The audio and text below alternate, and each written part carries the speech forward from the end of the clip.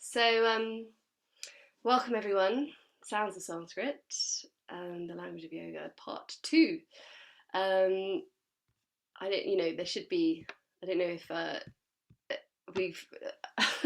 anyone who was here in the last session will know that we're not planning to um, complete anything, but we will. We will complete what needs to be completed within this particular sankha. So, like last time, we're going to just start with some sounds. We're going to start with the sounds, the first track of the album, which is, and two invocations before that. So the first one, we're going to invoke our capacity to hear, and then we're going to invoke a connection with the heart, and then we're going to invoke an acknowledgement of the flexible truth, the constantly changing, responsive, modulating truth that is here in this moment. And then, as for last time, we will wait together to see what is going to come forth today. So, question. Good. Everyone's on mute. So, we're just going to start with a few three small sentences. So we're going to do this call and response. So I'll invite you to close your eyes if this feels comfortable.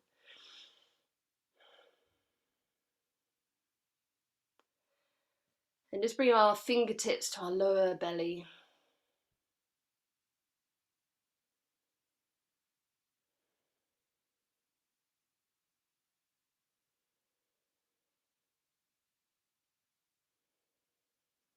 Just noticing how this brings our awareness of the breath right down into the lower belly.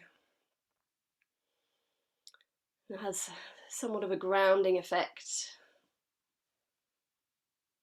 helping us to bring our attention here into this moment and just letting go of unresolved matters that we can attend to after this time of collective attention to the truth of this moment.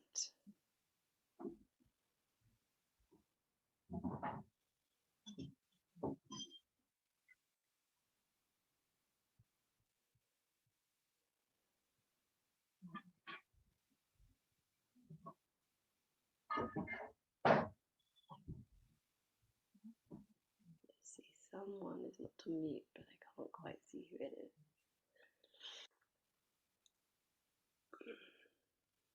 Everyone's not on mute. If any, strange. Okay.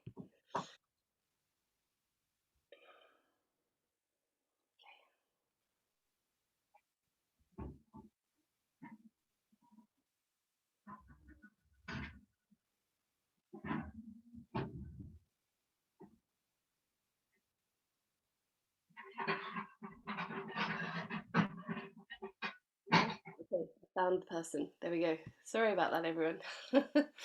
Okay, so let's just back to the breath. So we can either keep our fingertips in this area, or we can relax them into the lap. The left, if we're right-handed, bring the left palm over the right. If we're left-handed, bring the right over the left. Or we may just feel that we actually want to keep our fingertips still resting on our lower belly.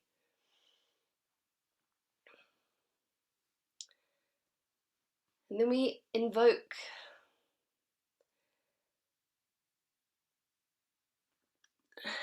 an expanded and an expansive, connected awareness to the capacity to hear. And we do this with the following Sanskrit sounds. So we'll listen and repeat. Om.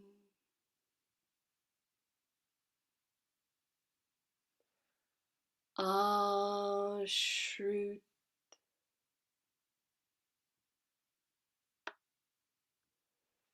We relax the tongue, so the tongue is between the teeth for the T, so it's not stopping behind the upper teeth like we do in English, it's relaxing between the teeth. Ashrut.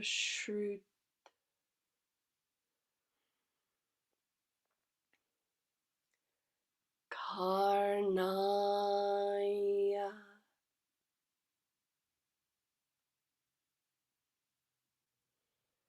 And this N, the tongue points to the roof of the mouth. It's called a retroflex N, so it's not an English N. The N is, the tongue is curled further back up to the roof of the mouth now. So listen and repeat. Karnaya.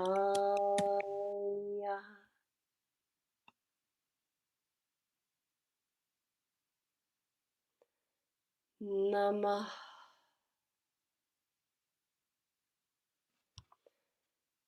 So it's not nama, it's namah. Exhalation of air.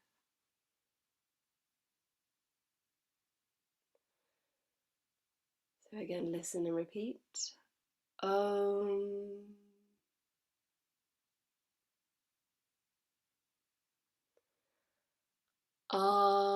Ashrut.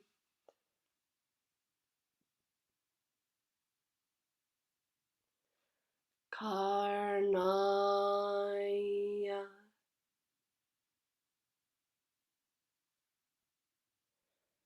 Namah.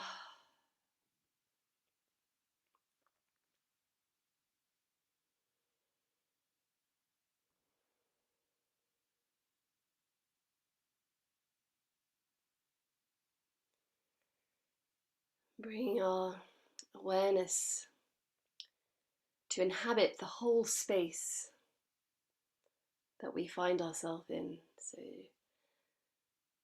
to the four corners of our room, this room, perhaps even further if that feels comfortable. The hearing has expanded.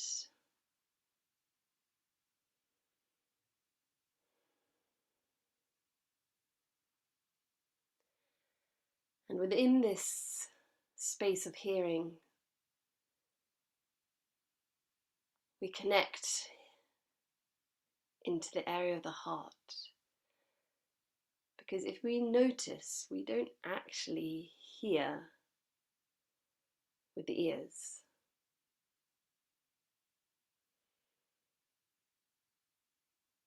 Hearing is everywhere,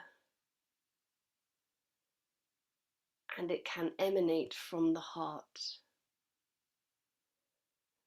So a heart emanation of sound, of hearing. And we acknowledge this by saying the following. We listen and repeat. Om.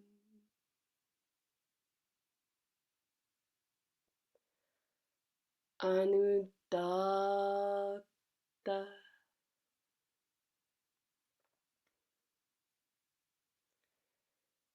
So again, relaxed tongue between the teeth. It's a position we don't have in English. The D and the T, the tongue has to rest between the teeth and the N. So, Anudatta.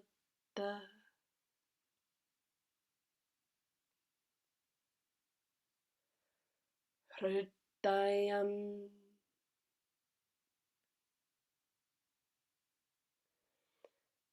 You don't roll the R, but you bring the tongue up for the hr.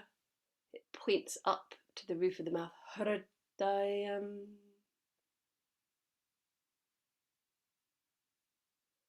It goes up and then it comes down for the D, which has to touch the teeth. So the tongue is doing a dance up and down. Hridayam.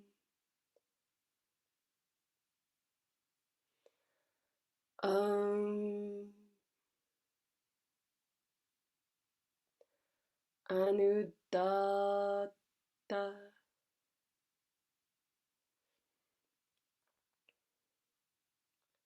Hridayam.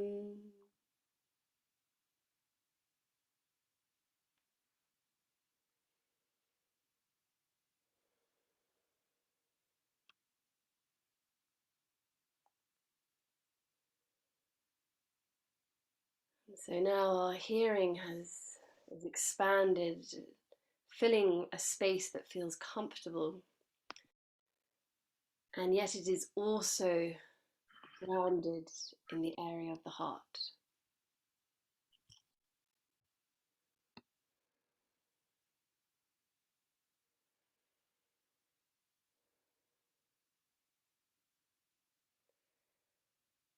And then we acknowledge the mutable, ever-changing nature of truth that is present in this moment, with the sounds which are on the first track of the album, and we listen and repeat.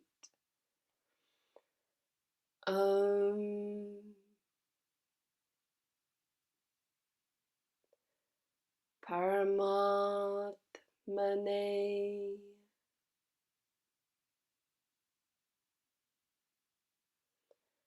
Namah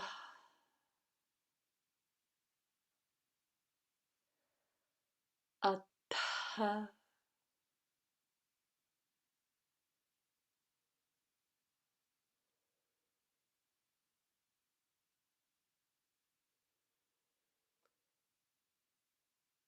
We'll do this just one more time. Bringing our attention to the relaxed tongue for the ta and the na. We're letting that tongue relax, and we listen and repeat. Paramatmane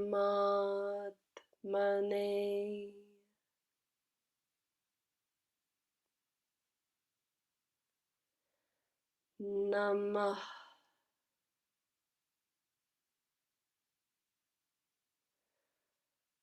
Atha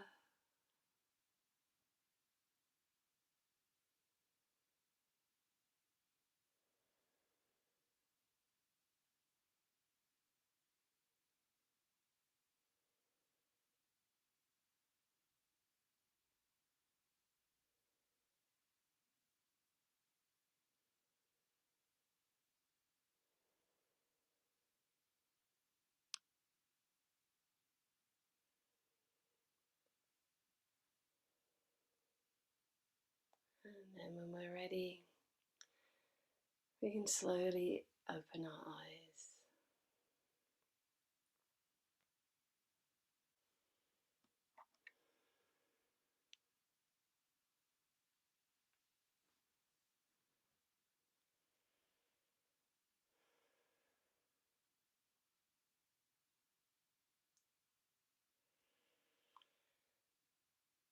So there are 18 ways to say each of the main vowels in the Sanskrit language, of which the four main vowels, so a, I, u, not l, because that's a bit different. 18 ways. So if we take the sound a, for example, we can say it short, a, which is called hrasva. We can pronounce it long, a, dirgha, and we can pronounce it extended, a, pluta. So generally we only have short and long forms, but the pluta, the extended form, also exists in the language. We can also pronounce each vowel with our focus in 3 different key points, resonant points of the body. This is the Udatta, Swarita, and Udatta. So Udatta, so these 3 are mentioned in the write-up of track 2. So if you want the spelling, you can look later in the write-up of track 2. So this is the third eye, the area of the throat, and the heart. So these places of focus are articulated in the grammar.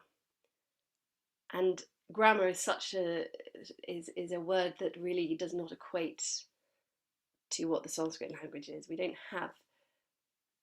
I actually don't know the figures, but you know, English is here and then Sanskrit is here. There's many more words in Sanskrit. So always, many of the words are always going to have to be written down. So we end up having a word like grammar, which tends to evoke kind of verb tables, which there is an element of that for people who are in my grammar courses are like, hang on a minute. But it is written into this work. So the great master of grammar in Sanskrit is called Panini. So he's a name worth knowing.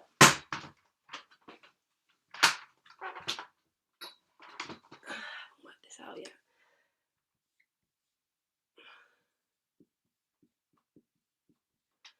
Panini. So Panini is the master. And he wrote the grammar work,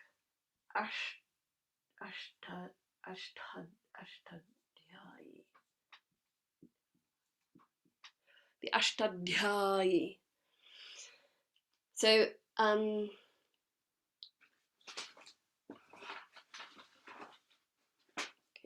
have my other colour. A lot of people know this word Ashta from Ashtanga. So Ashta meaning 8. Dhyayi, you might know that from Dharanam, Dhyana, Dhyana, meditation. This work is called the 8 Meditations. So that's not necessarily a title that we would normally associate with a grammar book in English. It's called the 8 Meditations. 8 meditations on what? 8 meditations on the Maheshwara Sutra, which is track 2. So last week we did the first 3 sounds of the Maheshwara Sutra because I said, you know, this is everything. And the Maheshwara Sutra really is everything. The entire Sanskrit grammar is articulated from a meditative place upon these sounds. The entire understanding of the Sanskrit language is found in these 8 meditations. So within these 8 meditations, Panini tells us about he articulates all the different ways in which a sound can be made. So these sounds, it's not that they don't exist in English, a lot of them don't, but it's not that they all don't exist in English, it's that we don't articulate them in the written language. So for example, A can be pronounced A or R in English, and or father. O can be office or home, O. You have many different, within one letter, we have many different sounds, but we don't articulate that, which is why it can be very hard for people to learn how to read it. Whereas in Sanskrit, every single sound is articulated. So you cannot make a mistake when you read. Once you know what they represent, you will always pronounce it correctly. So we have the, let's go back to here. Each vowel of the main vowels has a, and then often this is written like with a 3 next to it. That's a 3. So 1 count, 2 count, and 3 count. So that's 3 ways of pronouncing it. And then it can be pronounced from the third eye,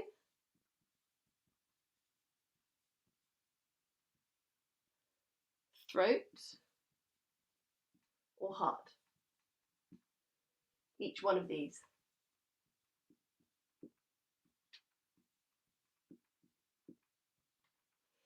So we have 9 different ways of pronouncing.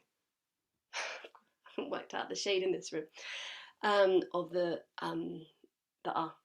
And then you can multiply the whole thing by 2 because you can nasalize everything. Now, nasalization is a very, very, very subtle and important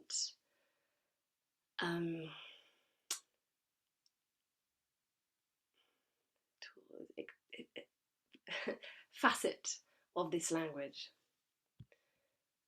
So to first experience what nasalization is, let's look at how it pervades our own language. So I'm going to say a word in English and I'd like you to repeat it. So, but not sorry. Whenever I say don't do that. No. So, okay. Udder. Udder. Ugh, as in an Ugg boot. It's not really a word, but ugh. Us.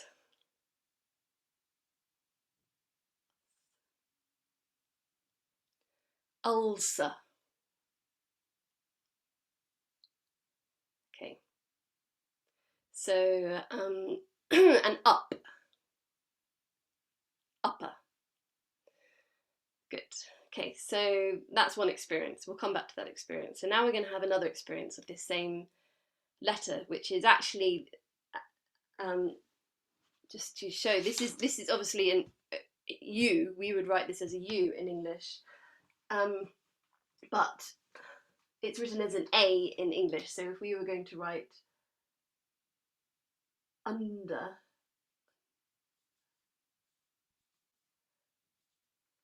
that's under, the English transliteration. So whenever you see an A, it's an So actually, that's just a technical point for people who are knowing stuff. Don't worry about that. But in English, it's written with a U. But that sound is actually an A in Sanskrit. So now we're going to say some other words in English. So let's say umbrage, under, undecided, uncle.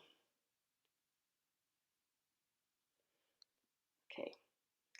So now we're going to say, so these are two different qualities. I know Sarah will know exactly what I'm doing. She has a PhD in phonetics.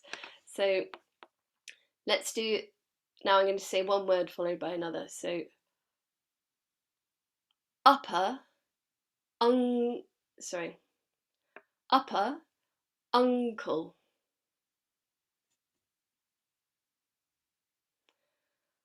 Ugh, under. Ulcer, undecided.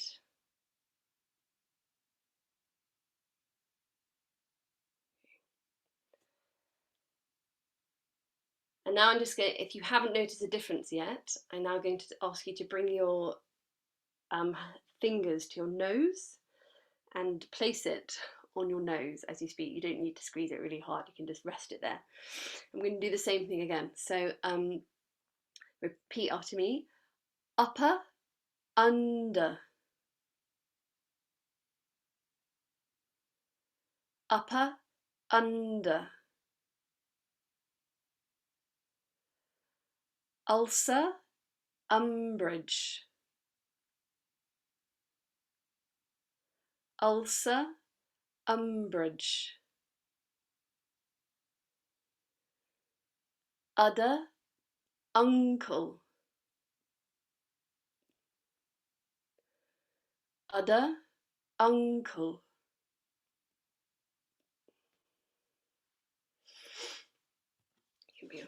So,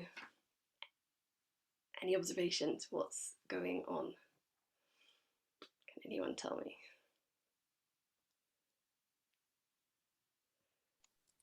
So it's vibrating.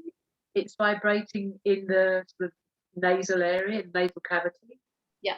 Could you hear? Could you feel quite distinctly that it wasn't in the first, but it was in the second, right? Yeah. Very much. Yeah. Good. So the reason is is because we belong to an Indo-European language. It's natural. It's a natural part of language to contain nasalizations whenever there is a nya, ma, nga, na, or na. So in Sanskrit there are 5 na sounds. Na, nya, na, nga, na, ma. We don't have them all in English. For now I'm just going to use like the na and the da. So whenever a vowel is followed by a na or a ma, something happens.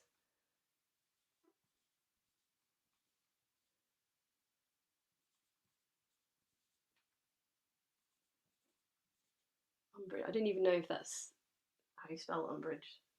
I think it is. Anyway, you know what word with the sound I'm interested in, not the spelling. So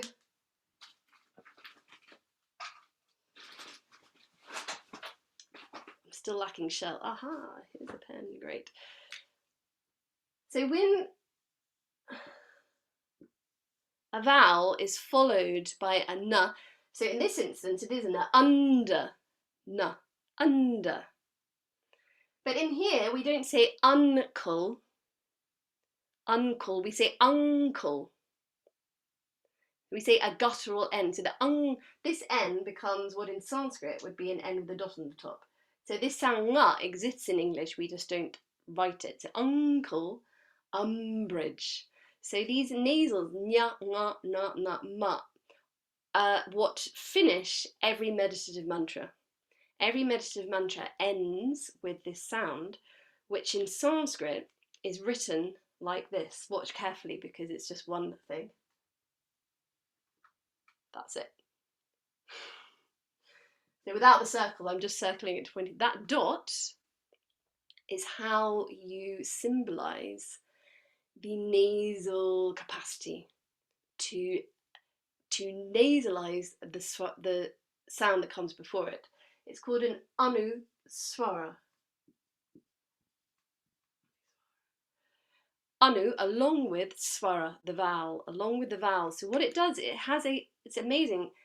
Just the knowledge that you're going towards an N has a backwards effect on the previous vowel and nasalizes it naturally. So when we say udder, there's no nasalization. Udder. An udder is very different to an under. Under. So we can have exactly the same thing with any vowel. So if we choose E, for example, if we say ill, like I'm ill. So I'm gonna choose I followed by any letter except for a n or a m. Ill, idiot.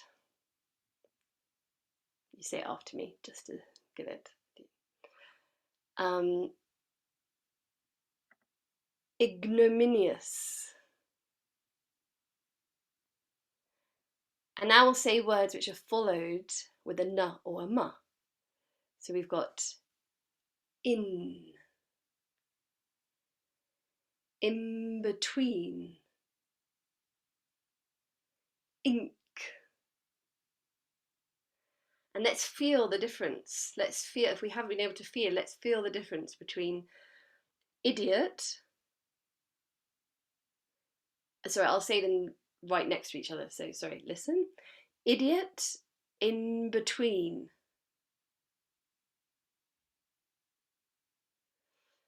Idiot, in between.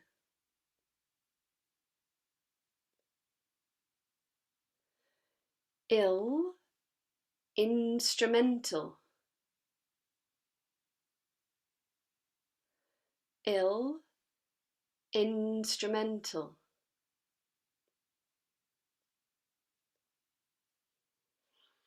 Good. Can you feel the difference? Good. So we think, oh, how do I nasalize a vowel? It's there all the time, and what happens is this, and this is going to, I think, lead to something. So if you're like, why are we doing all this? What it does, so we write in English, so we have things like I'm, Hreem, Gum, Shreem, Clean. All these sounds, all these mantra meditative single mantras, of which there are some in my album, but not that many. I always feel strange saying my album. It's not really my album. It's an album that I made. This it's written in English M dot up, and in Sanskrit it's written with just the dot only. So it's a symbolic icon of the sound, is the bindu. So the bindu reflects, is a symbol of this bindu, which means a dot, which is the dot that ends the mantra. And when we end with a nasalization, it automatically nasalizes the previous vowel, which has an effect.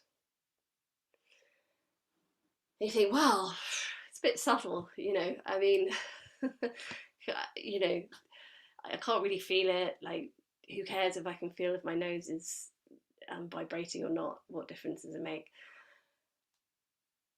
Well,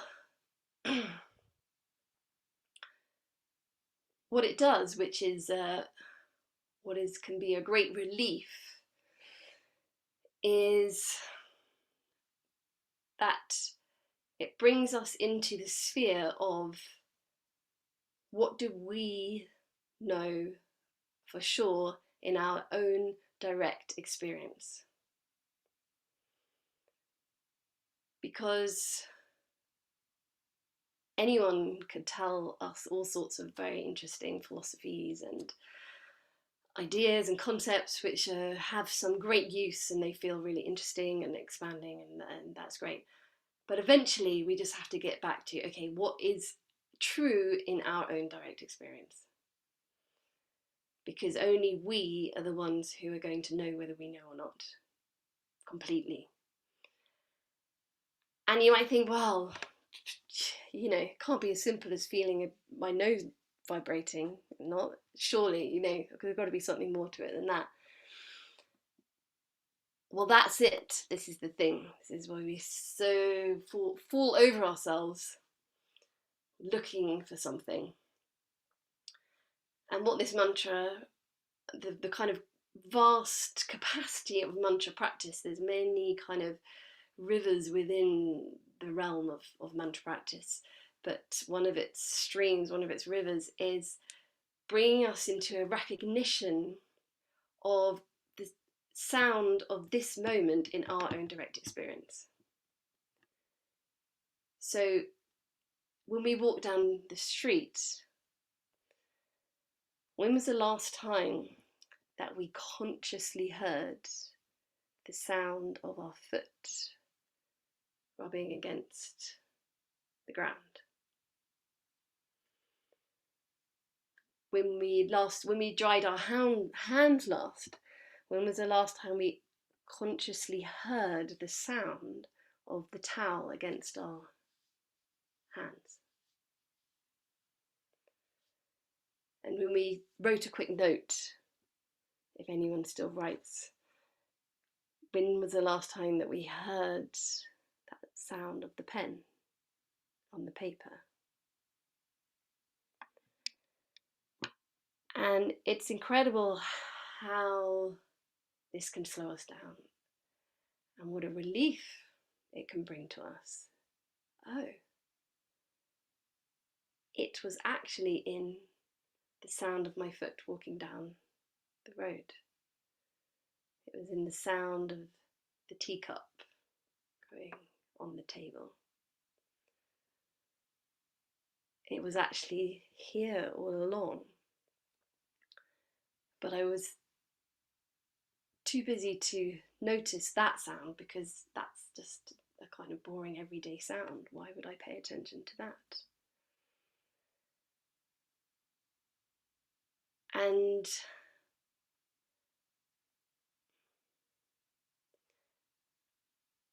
there are many, many, many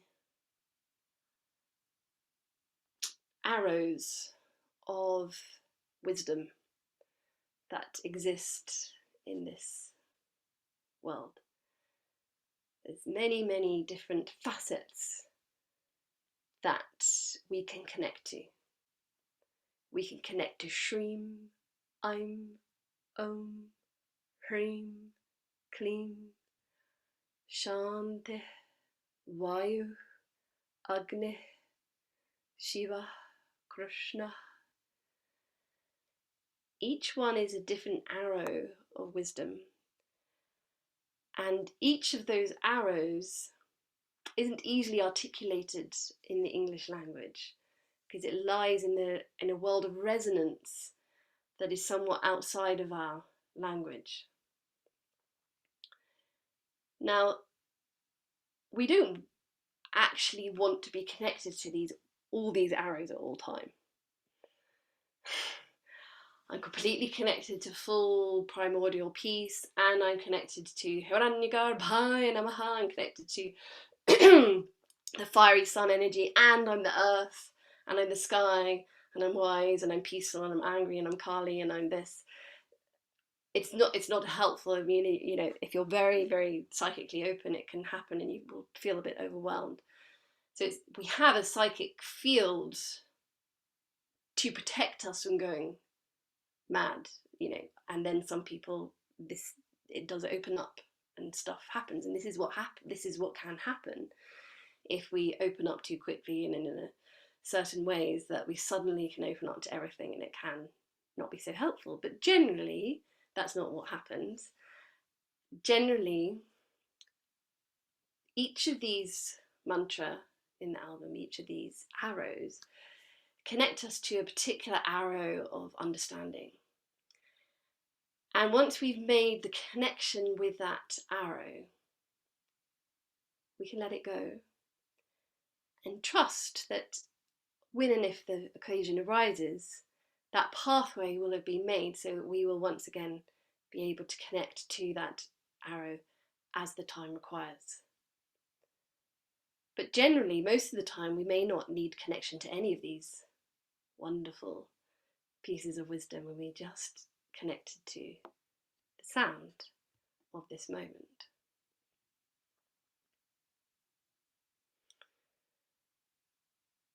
So, in the practice of,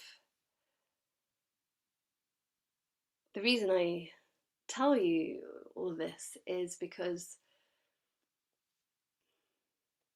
you know, I could tell you a story about all of the chants in the album, but you know, I've written a basic summary in the notes, so you can read that for yourself.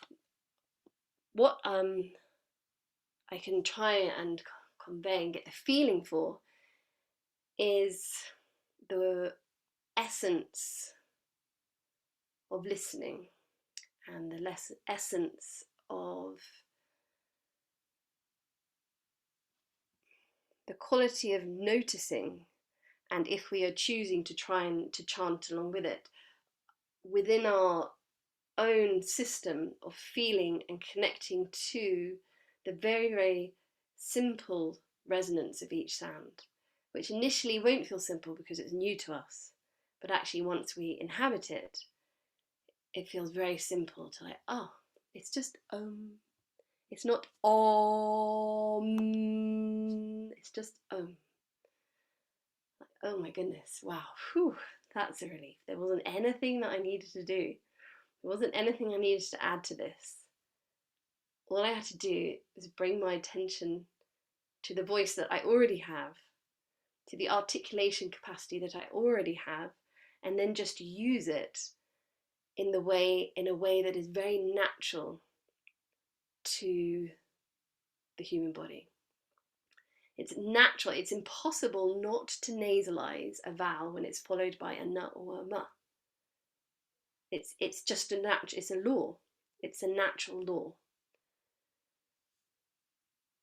Right, ice melts, salt dissolves in water, things fall, they don't rise. There are certain natural laws, and of course within those laws there is diversity. So dependent on the amount of salt we put and the temperature of the water and the quantity of the water will depend exactly how it dissolves. The weight of the thing and the height that it goes for will depend. Great, antiphonical articulation, that's the correct word in the phonetics, will depend on the way in which it falls. The heat, the temperature of the temperature of the heat will depend on the way in which the ice melts. So what this Ashtadhyayi does is it articulates the natural rules of language. It's not that we're learning the rules of something. We're just reconnecting with, oh yes, you can't say without nasalizing the oo. It's not possible. And then through this Ashtadhyayi, through these 8 meditations, which are presented in a cyclical form, so it's not a sequential learning, it's a cyclical learning. It takes you right back to the point where it ends with the words iti, which literally means iti, so it be said. It's a very enigmatic, mysterious ending. What exactly that means is experienced. So this work would traditionally be learned off by heart before you would even look at the meanings. So that the sounds were in us before we went to the meanings. So let's bring some of this to our own direct experience and have an experience of we're going to go back to the first line of the Maheshwara, which we did last week. And this time we're going to nasalize the sounds.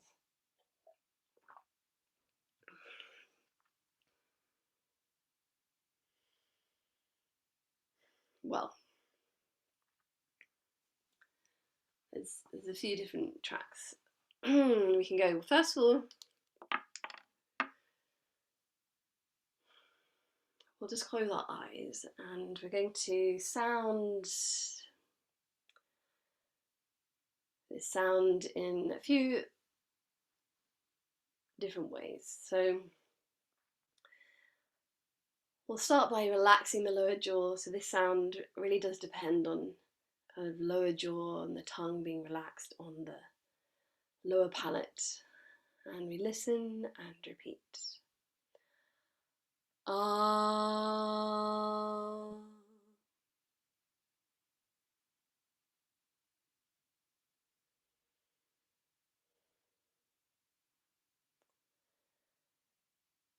We're going to bring our attention to the third eye.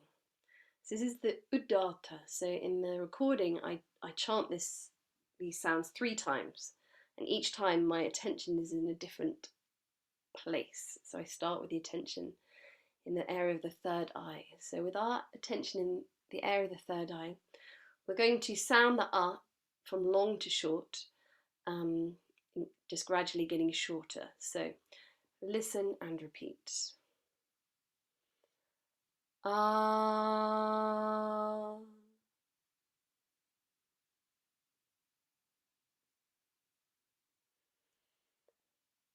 Ah.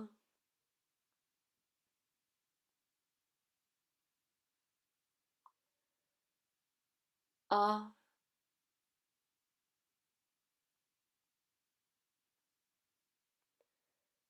And then in the mind, I'd like you to sound with a very short M at the end. So in the mind.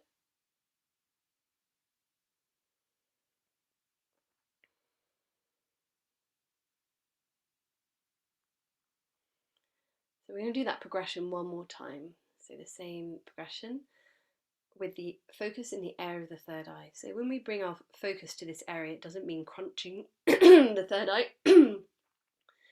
We can still keep this area. You can always use your hand to kind of just rub it if you need to, just to keep it soft. And it's kind of an open attention rather than a kind of focused in attention. So it's an open attention. So we'll listen and repeat. Ah.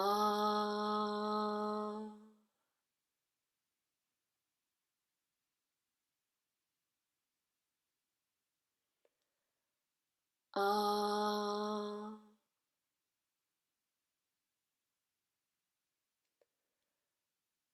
Ah.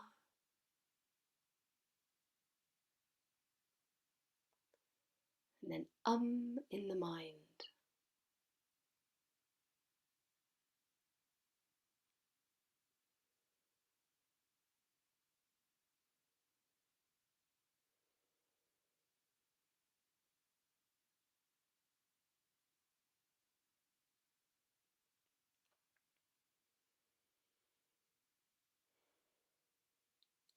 So we'll bring our attention to the area of the throat. And at the end of each sound, kind of like you would listen to a piano key, listening right till you can't hear the sound anymore. We're going to follow the sound, follow the resonance of the sound, even after we've finished sounding it. The vibration, the resonance is still in the air. Just following that right into the silence. So the area, with the attention in the area of the throat, we'll listen and repeat. Ah.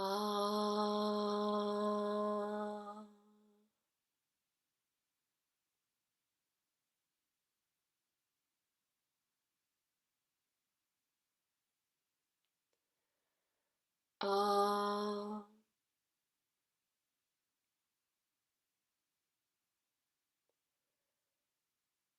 Ah.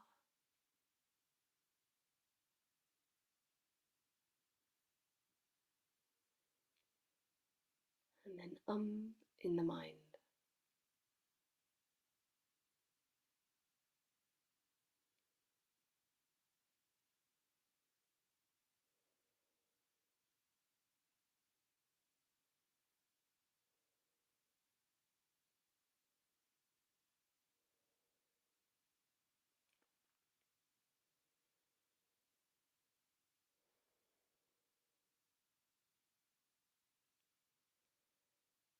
So bringing our attention down into the area of the heart.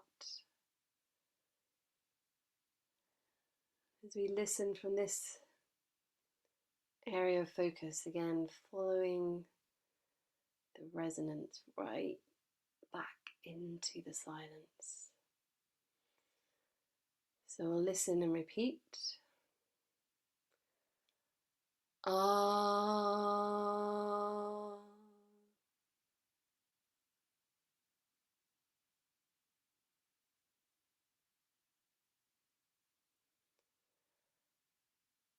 Ah.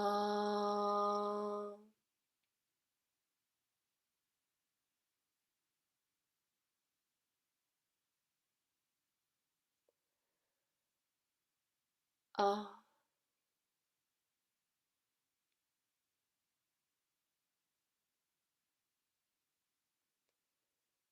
And in the mind.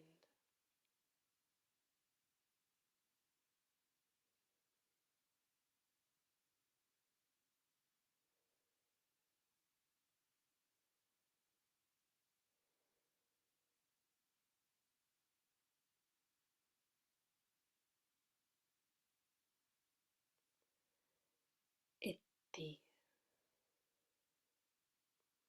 So itti means, and so we have finished. Kind of energetically ends the practice that we are doing. So itti, and then you may choose to repeat itti, and you'll feel it kind of has a closing quality to it.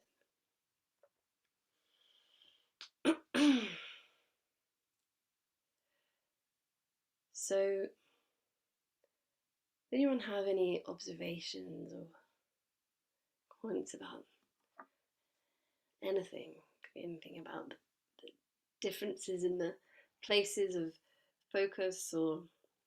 I've really noticed the difference in, especially in the heart, really felt the vibration of the sound moving down and really resonating in the heart. That's amazing. Yeah, good, thank you. Say, it's really stilling. when you get to the heart, you're just totally still inside. It's just the sound and nothing else. That's what I felt. Yeah. Real sort of coming home, really. Yeah. Yeah, thank you, Alexis. That, yeah, lovely observation. I can really feel, and I guess that's because it's a practice I do, that when we are making the R sounds, this kind of dropping into body and into more into presence, and then for bringing in the sound, you can feel it's spiraling back in. I can really feel that spiral out, that brings it back and feel that rising back into inward, whereas the others kind of was a dropping and spiraling down. I could really feel the going out and then the going in. Yeah, perfect. And that sense of when you talk about staying with the sound and it moving out, I really, for me, it always feels like if you do the sound and you're in that presence, it is like dropping a pebble into water, and it just keeps going. But that you articulating that of staying with the sound and the silence, although that was already a sense for me, it became more of a, this last week, really staying with that. It's brought it again, it's kind of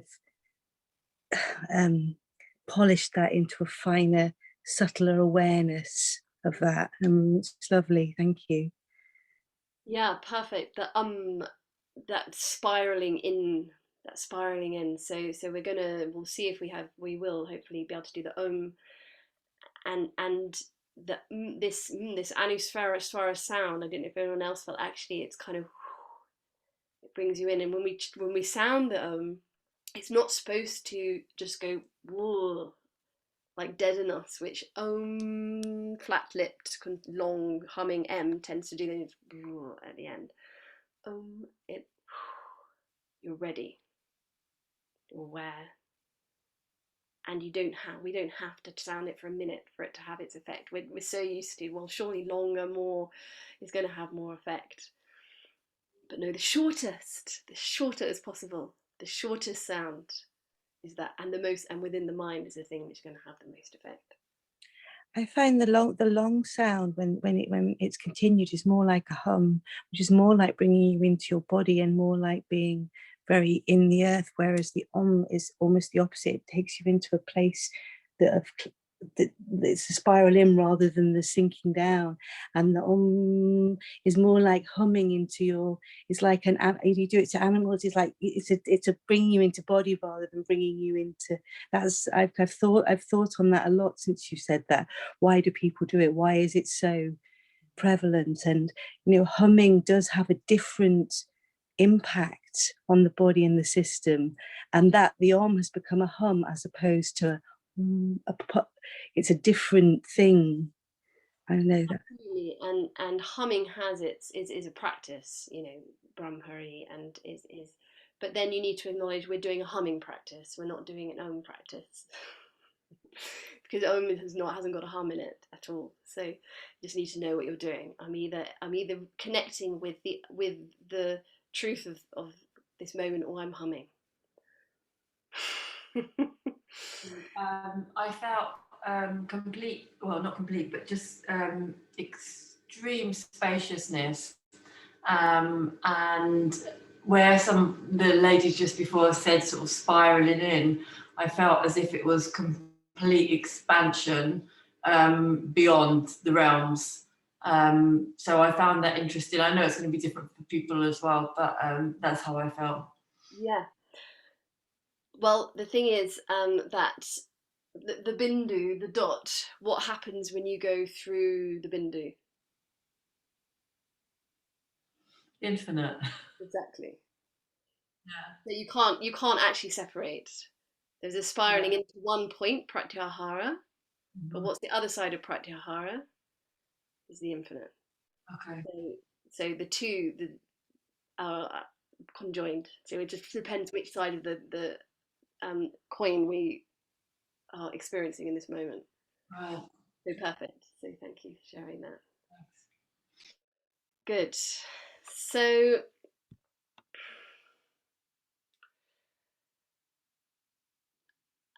I want to say something of the two great sound progressions of the Sanskrit language. Hopefully we'll see what we have time for. So the first great sound progression of the Sanskrit language is A, I, U. So we did this last week. The first three letters of the Maheshwara, A, I, Un, and it ends with an N with the dot up, but that's not really counted as its own letter for reasons I won't go into now. So Ayun. So maybe we'll just sound this progression, because this is the first, this is a, it's kind of exactly, if you see, people always make exactly the right comment. So it's Belinda, and it only came up as T, but I'm thinking it's Tanya. So if I've got it wrong, I'm sorry. But T or Tanya, okay. Tanya, the expansion and the contraction. And understanding and experiencing what this expansion and contraction is. So it's present in every moment. So the expansion is the ayun. So for people who weren't here last week, and even if you were here last week and you haven't quite got it, the E is not pronounced like we pronounce it in English. This is a very difficult, usually quite difficult sound for us to make initially, but once you've got it, it's easy. So we don't do an E, we keep the mouth vertical, and you may just want to keep your hands there to remind your mouth to stay vertical. And you lift your tongue up from the A, and the sound, I'll show you, the sound comes over the top half, so I'll just, sorry, yeah,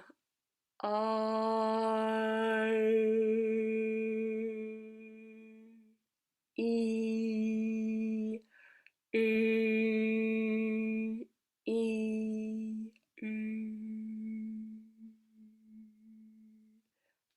it's got a very different quality to it. So let's just say this sound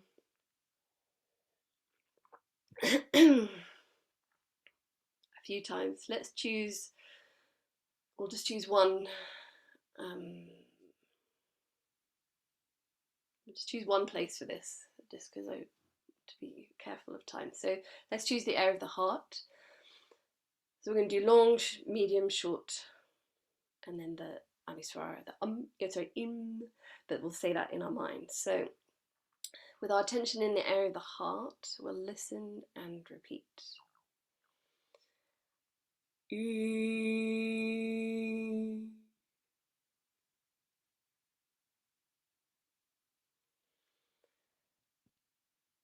And this may feel technically challenging, and therefore you may find it hard to kind of relax into this sound at this stage. So for now, I would suggest, because we need to stay within our comfortable capacity, is do the, if you find it challenging, do the English E, but change it 5% towards the Sanskrit E. So if you usually do E, just kind of like just slightly bring your mouth into that shape rather than that shape. So you're just going to make a 5 or 10% nudge towards the Sanskrit rather than the English. You know, and then we stabilize there, and then we make it. You know, we don't go straight into scorpion pose on the first lesson. We do a few things first. So a slightly modified English E. So listen and repeat. E.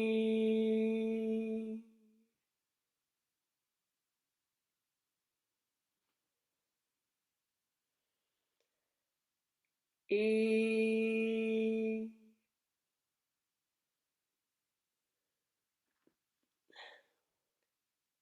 E.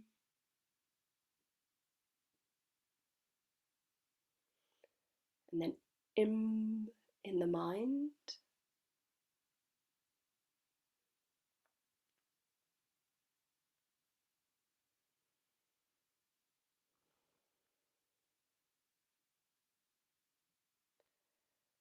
We'll do this in one more place, just to embody it a little further. We'll do it in the third eye. So we'll bring our attention to the area of the third eye, and we'll listen and repeat. E.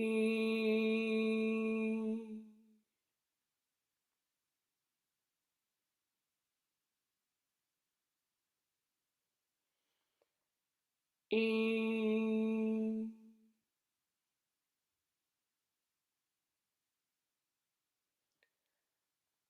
E. And then in the mind.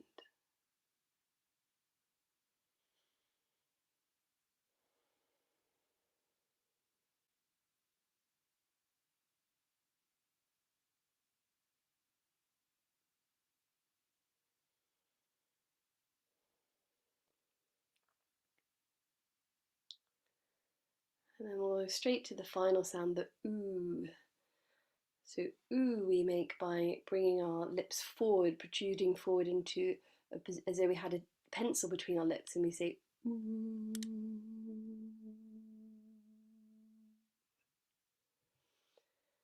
So I'll bring our, so it's more protruding than we normally have in English. We bring it further forward and we're trying to create a perfect small circle with our lips. So we'll bring our attention to the area of the throat and we'll listen and repeat.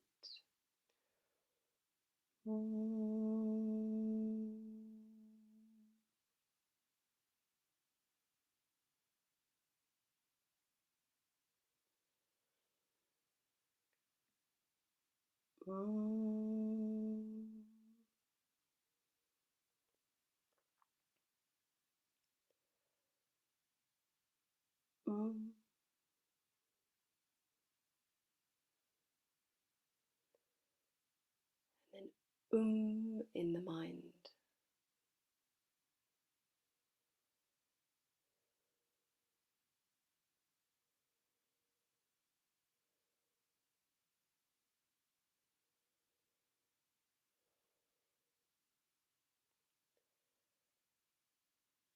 And then we'll bring this down into the heart and do this one last time in the area of the heart. So we'll listen and repeat.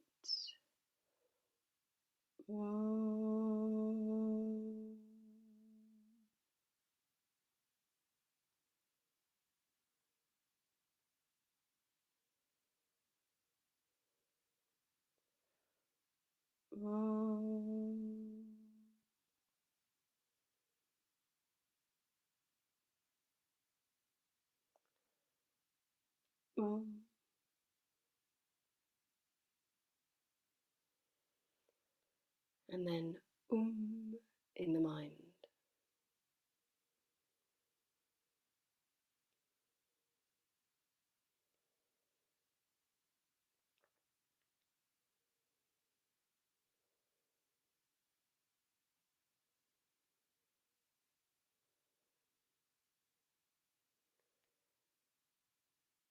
Itti.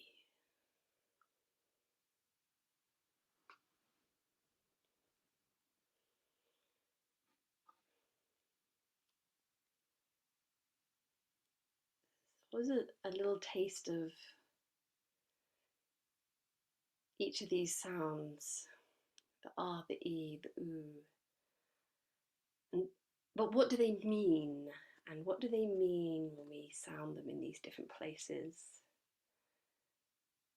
And how do we find meaning in something? Well, as we've seen from what I showed you earlier, there are 18 different ways of sounding each vowel, most vowels. And each way carries a meaning in it. So, for example, if I said, under the table, there's the map. So try repeating that after me. Under the table, there's the map.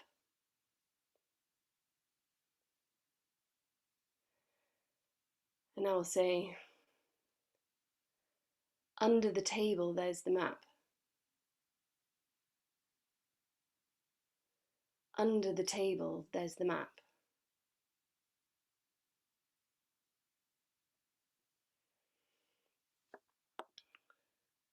So in the first one, so I'm focusing on the word under.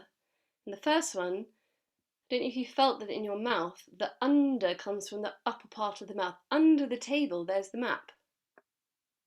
Under, can you feel that comes in the top half of the mouth? But when I say under the table, there's the map. You feel it's coming in the lower half of the mouth. Under, under, under, under. So in that instance, when I pronounce it in the upper half of the mouth, which has a connection to the third eye, the words, if I read them, physically mean under the table there's a map. But the way I said it, under the table there's a map. I'm engaged, I'm present, and I'm trying to help the person who I'm talking to. Under the table there's the map. I'm slightly disengaged and I'm not so interested in helping the person, and I'm just doing so because I feel I should do. So where we pronounce the vowel within our mouth carries the subtle meaning that we are trying to convey. But it doesn't mean that whenever you use the anudata, the upper part of the mouth, it's going to mean that you're present. For example, you're an idiot. Should I say that? You're an idiot. You're an idiot. You're an idiot. So feeling the E in the mouth. You're an idiot. Idiot comes from the top half of the mouth. Idiot. You're an idiot. It comes in the lower half of the mouth. So in this instance, udata means I'm angry and I'm trying to tell someone that I'm cross with them. Whereas when I pronounce it in the lower half of the mouth, it means that I'm joking around with someone and I'm feeling quite compassionate towards them. So you cannot fix anything. Something that's pronounced in anudata isn't always going to mean this, and something that is pronounced here isn't always going to mean this. We know all this. We know all this, it's in our language, but we don't articulate it, so we're not consciously crystal clear of everything that's going on. Whereas it is articulated in the Sanskrit language, so our awareness goes, I'm now aware, I'm aware of all the nasals going on in my mouth, in my nose, in my system, where the energetic centre is when I'm talking, and where someone else's energetic centre is, so therefore they may be telling me, I'm wrong, you're right, I should apologise. You're right, I'm wrong, and I should apologise. If you see them written on a piece of paper, which one does it mean? The meaning is found in the sound. And the sound is written into the Sanskrit language. So in the Sanskrit language, it will say whether to say, you're an idiot, or you're an idiot. So if we ignore what the Sanskrit language says and just completely stay within our domain, then we are missing entirely the meaning of this language. So, and we all know how sound works because we're all human beings and we all have an innate capacity to know this. We all have that capacity within us. We may just need to open up a few pathways to remember what we have forgotten. And this is what the pathway of hearing and connecting to what that hearing does in our system, what this opens up for us. So this is the pathway that I'm trying to show that could be available in relation to this album, which is holds within it the way that these mantras it carries the meaning in it, because I haven't added anything of myself onto it. I have observed only the Sanskrit, and I have trusted the Sanskrit, and I have allowed that to speak for itself. But we may not be able to hear that initially. I'm not trying to blame the tool that I'm using.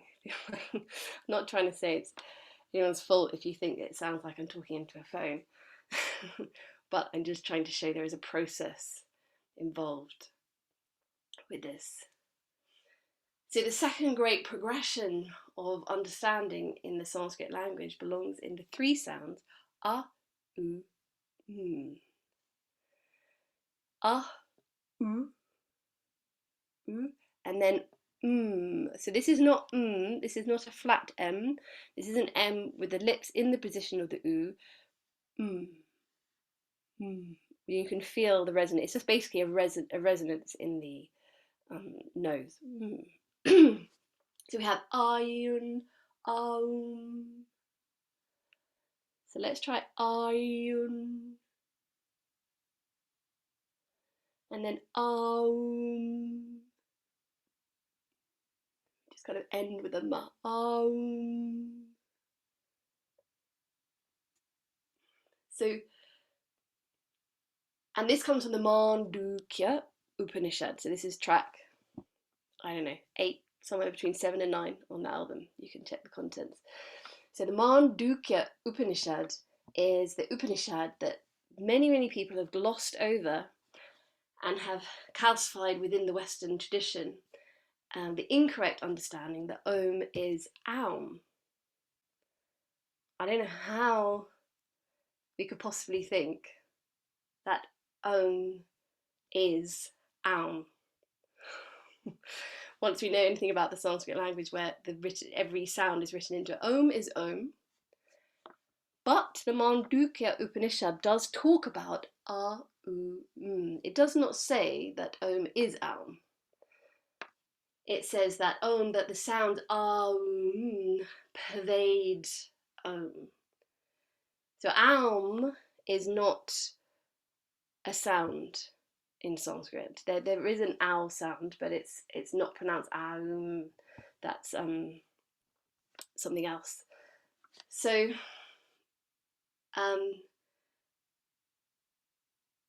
as we sound a, u, Om is encompassing and holding them all, and it is encompassed and holding the ayun. So the movement, and in both of these movements, ayun and aum, the means something different. So you can say, well, the means light, openness, connection, space. But in the context of it means something different. It actually means something quite gross. The u is subtle and the is causal. So isn't fixed. Doesn't always mean the same thing. Dependent on the context, it can actually mean opposite things. So we have to be flexible, and it doesn't mean well you can just say anything. You can just say whatever anything means, because anything can mean anything. It's there is still something precise that is trying to be said, but opposite meanings can be found within the same sound. So let's first of all find the O, and then we'll do a little practice with the I and O and the Om. So apart from the pervading the Om, the O is also found halfway between and U. So it also has a special relationship to these two letters. The way that we find the O is we travel from to U, but we stop halfway. So I'm going to make the journey from to U, and I won't stop the first time. I'm just going to make the journey, and then you can do it afterwards. So I'll just show you. So it goes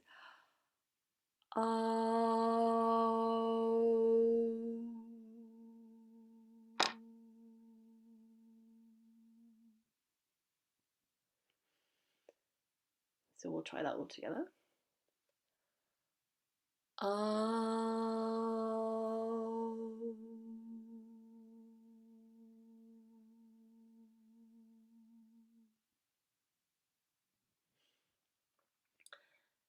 And then I'm going to stop halfway. And then when I stop, I'm going to kind of bring a little bit of solidity into my lips so that they can kind of hold the form that I stop at.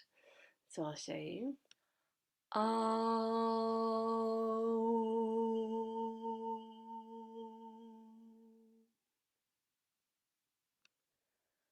together. Oh.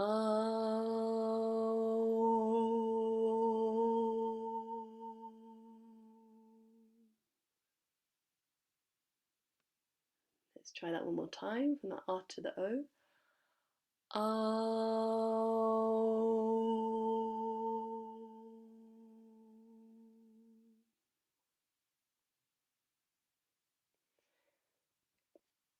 Could you feel that there was a kind of a, perhaps you may not have found that particular articulation point before, and that in that place the O had an interesting quality that we may not have heard before. Did anyone find that?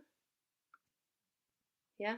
It feels it's different to, definitely different to so that just scrap the O. No O.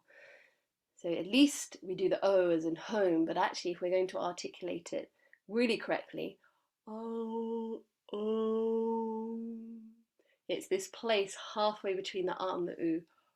Oh. So let's now move, and what we do is we carry on moving. It's not flat lip. We move forward to the position, because the M is a labial consonant, which means it belongs to the same articulation point as an U. U, pa, pa, ba, ba, ma. So we have to move to that position. And you may think, well, what's the difference between a ma and a ma? Well, there's a massive difference. And a pa and a pa.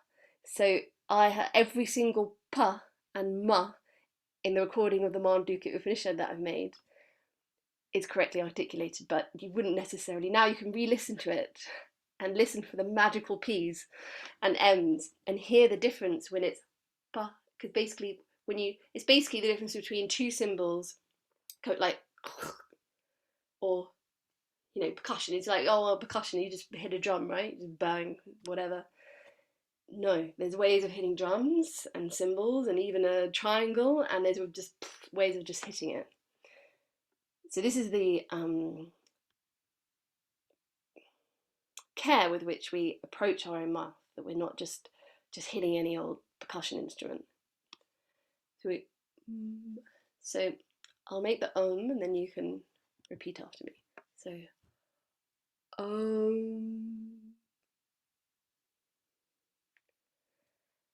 and then the key is that you don't hold the M for any amount of time.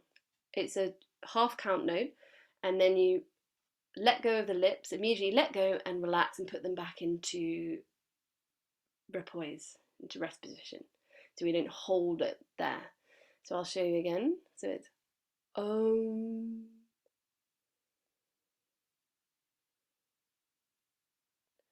And we try and you can see your lips. See if your lips are coming forward for the M, and then they relax. So it's Om. Like they join, like you have to find a capacity within the lips to kind of, like that circle is where the M is articulated from. Om. And by a short M, so we're going to this point, this bindu in the Sanskrit language, it automatically nasalizes it. If we put our do our nose thing again and say office,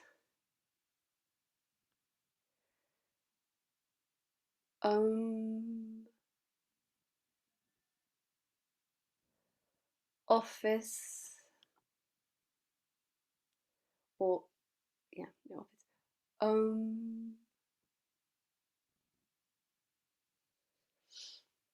So you can hear, right? There's an automatic vibration happening in the nose, which isn't happening for the office. So can we bring our awareness to the area of the nose and really feel what's happening in this incredible natural vibration that happens. So does anyone have any comments or observations of anything? Because we've been through quite a few things and I haven't given a chance for anyone to say anything before we do the final practice.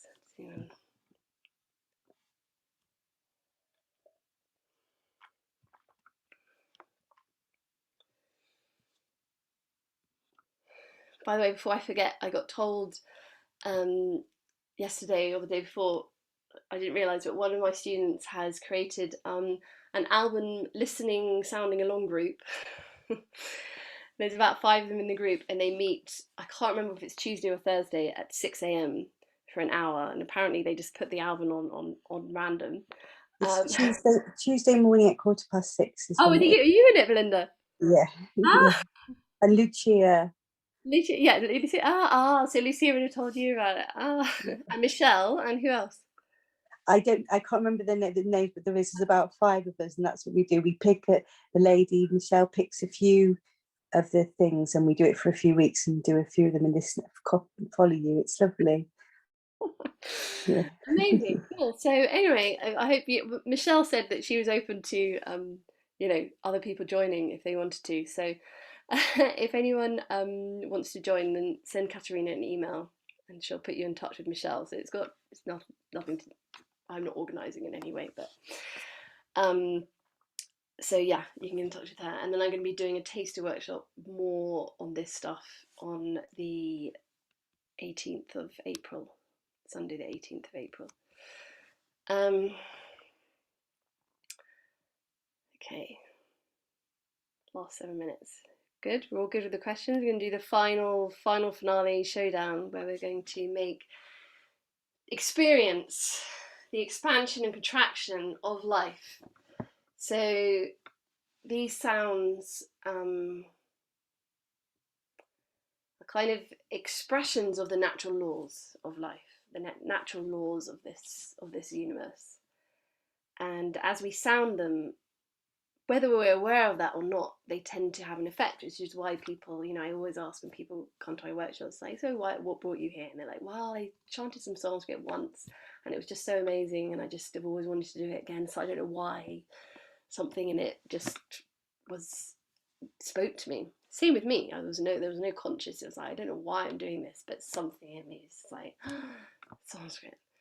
And then so the question arises, why am I interested in this? What's going on here? What is this stuff? And we look into it, and then we learn to let go of the effort and allow the sound to speak to us. And then, okay, wow, even without realizing the full magic, the magic was still there. Not that it's magic, it's actually just very, very simple life.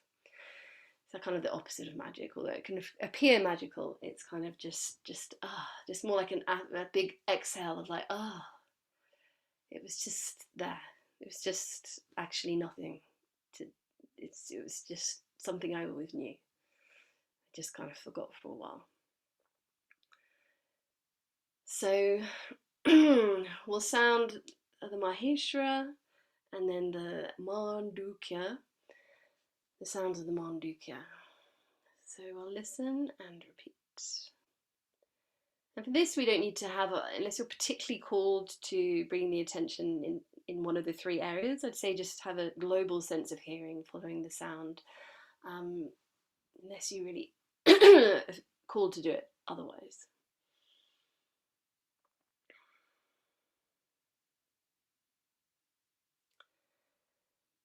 So we'll listen and repeat.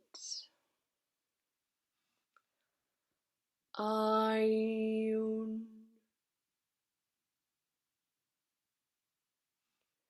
That final N, ayun, the tongue goes up to the roof of the mouth. So you kind of bring it to the roof of the mouth and then just relax it down.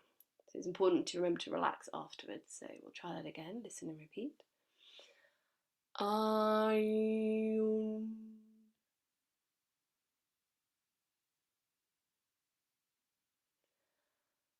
Ayun.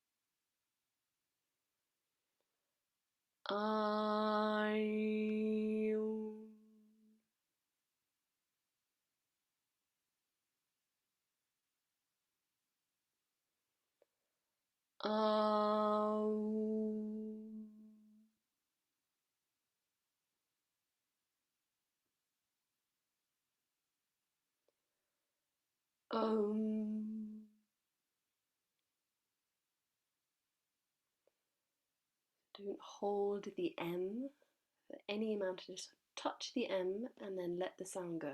Listen and repeat. Om.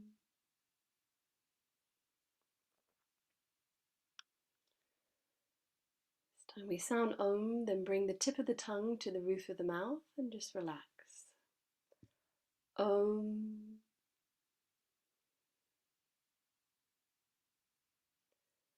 So we sound Om, and then we bring the tip of the tongue to the roof of the mouth and relax. Om.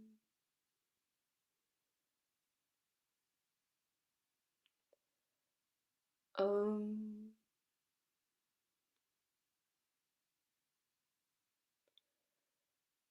Om.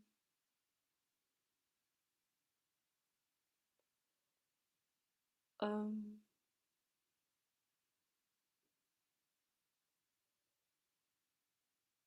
And then sound it silently in our minds.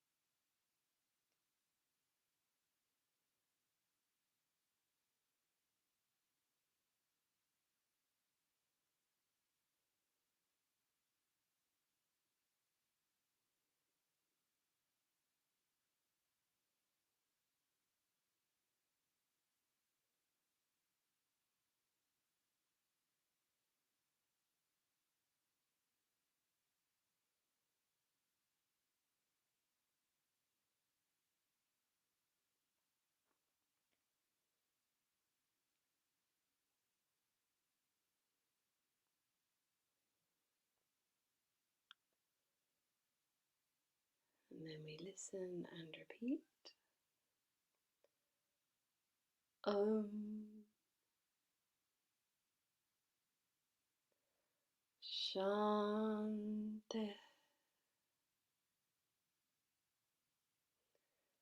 Shanti.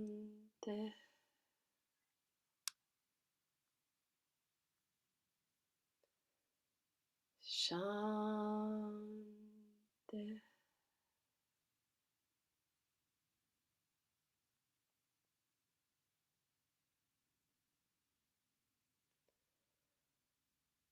Om.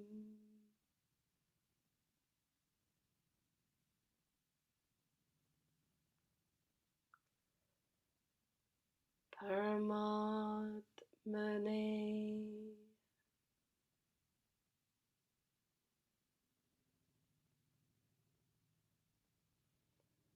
Namah.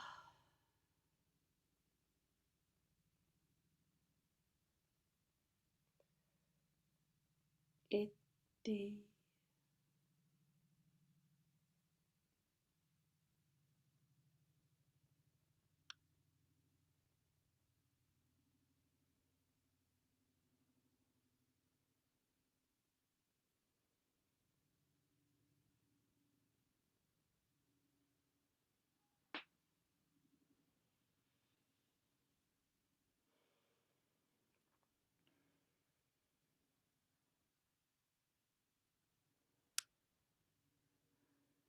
So thank you everyone for joining us tonight. And it was a real pleasure to share something of this journey with you all. Have a wonderful sleep, and if any questions or anything came up or you want to ask about something, then just send me an email and I will reply to you. So thank you all. Thanks, Lucy. Yeah, thank you, Bye. Lucy. Thank you. Good night. Nice Thank to you see so you. much. Bye Thank bye. you. Bye. Bye.